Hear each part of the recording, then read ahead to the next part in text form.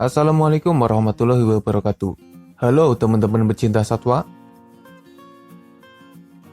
Anjing merupakan hewan yang punya dua sisi berlawanan bagi manusia. Di satu sisi, anjing merupakan sahabat terbaik bagi manusia.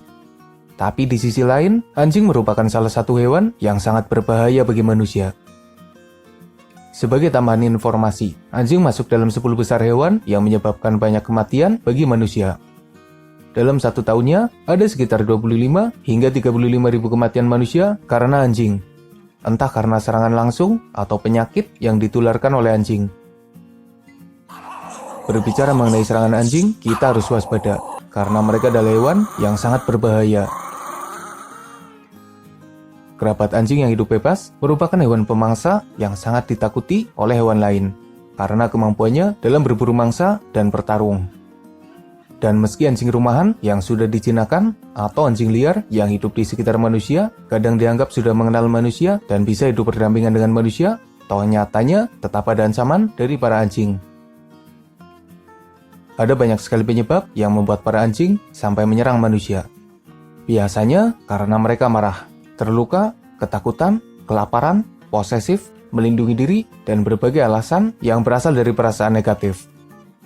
Andai dalam kondisi normal dan bahagia, anjing akan bersikap baik dan bisa hidup berdampingan dengan manusia. Dan hal seperti itu bukan hanya terjadi kepada anjing, tapi juga kepada hewan lainnya. Perasaan hati mereka sangat berpengaruh terhadap kelakuannya. Kembali ke topik pembahasan. Bagaimana cara selamat dari serangan anjing? Admin sudah mengumpulkan berbagai cara selamat jika harus menghadapi serangan anjing. Yang pertama, perhatikan gerakan mereka. Ada beberapa tanda gerakan dari anjing yang berpotensi menyerang manusia.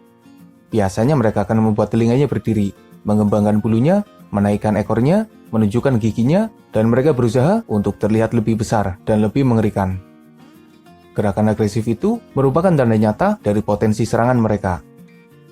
Tapi ada pula gerakan tidak terduga dari anjing, yang ternyata juga berpotensi jadi awal serangan. Anjing yang terluka dan lemah biasanya akan meringkuk, meletakkan ekornya di tengah, dan terlihat diam. Tapi ada potensi serangan yang tidak terduga, yang bisa saja dilancarkan secara mendadak. Yang kedua, tetap tenang. Ketika menghadapi anjing yang coba mengancam, ada baiknya kita tetap tenang.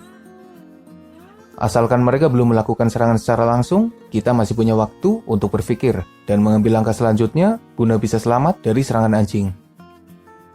Jika kita bisa tenang, maka kita bisa berpikir dengan baik. Dan ketika anjing menghadapi manusia yang tenang, mereka akan lebih waspada dan ragu untuk menyerang. Berbeda ketika menghadapi manusia yang panik. Para anjing lebih berpeluang untuk langsung menyerang. Apalagi jika kepanikan manusia menyebabkan anjing itu malah semakin ganas. Yang ketiga, jangan berlari. Ketika berhadapan dengan anjing yang coba menyerang, berlari untuk coba kabur adalah pilihan yang buruk. Hampir semua informasi yang ada menyatakan bahwa berlari dari anjing yang coba menyerang adalah pilihan yang buruk dan sangat berbahaya. Alasannya karena anjing bisa berlari lebih cepat dari manusia, sehingga peluang tertangkap malah semakin besar. Lalu, gerakan melarikan diri saja bisa dianggap sebagai tanda bagi anjing untuk segera menyerang. Jika kita ingin menjauh, ada baiknya dilakukan dengan perlahan, tanpa gerakan yang menarik perhatian. Yang keempat, jangan mengancam. Beberapa hal yang bisa dianggap sebagai ancaman kepada anjing yang marah, diantaranya adalah tatapan mata yang tajam. Maka lebih baik jangan menatapnya secara langsung. Gerakan panik juga bisa dianggap mengancam. Jadi, tetaplah tenang. Berlari sekencang-kencangnya hanya akan menambah agresivitas anjing yang hendak menyerang. Dan jangan mencoba langsung melawan balik karena bisa menambah kemarahan anjing yang akan menyerang. Yang kelima, mencari tempat yang lebih tinggi. Berlari menjauh dengan harapan bisa kabur adalah pilihan yang buruk, tapi mencari tempat yang lebih tinggi bisa jadi pilihan terbaik. Kita bisa naik ke tempat yang tidak bisa dijangkau oleh anjing itu. Berbeda dengan para kucing, anjing tidak bisa memanjat, sehingga mereka tidak mampu mengejar jika kita bisa berada di tempat yang lebih tinggi. Yang keenam, gunakan senjata. Jika kita memegang senjata, itu lebih baik karena bisa melindungi dan melawan jika anjing itu menyerang. Tapi, jika kita tidak punya senjata, maka ambillah sesuatu yang bisa digunakan untuk bertahan. kita bisa mengambil kayu, batu, atau bahkan jaket yang kita pakai sebagai tameng dan senjata untuk bertahan. Dengan senjata ala kadarnya, berusahalah menjaga jarak dari anjing yang marah. Yang ketujuh, alihkan perhatiannya. Kita bisa mencoba mengalihkan perhatian anjing dengan melempar sesuatu. Harapannya anjing itu akan teralihkan perhatiannya. Dan ketika ada jarak yang lumayan, kita bisa menggunakannya untuk menjauh dari anjing yang berbahaya itu. Jika anjing yang coba menyerang adalah karena mereka lapar, biasanya anjing itu akan pergi ketika kita mengalihkannya dengan melempar makanan. Tapi benda kecil lainnya juga bisa saja mengalihkan perhatiannya. Yang kedelapan, minta tolong. Beruntung jika kita berada di tempat ramai, sehingga kita bisa minta tolong kepada orang lain. Tapi jika kita berada di tempat yang sepi, kita bisa meminta bantuan dengan panggilan, tapi tetap harus mewaspadai anjing yang ada di depan kita. Ada banyak nyawa yang terselamatkan ketika pertolongan datang. Biasanya anjing yang akan menyerang tidak meneruskan aksinya jika ada orang lain yang datang menolong. Dan pertolongan yang datang bukan hanya dari manusia. Kadang hewan peliharaan juga bisa menolong kita dari serangan anjing. Yang kesembilan, lindungi diri. Jika kita tidak punya perlindungan apapun dan anjing itu melakukan serangan, maka lindungi bagian wajah, bagian perut, dan leher kita. Anda tidak bisa menghindari gigitan, maka berusahalah agar bagian tubuh kita yang vital dan sensitif tetap terlindungi.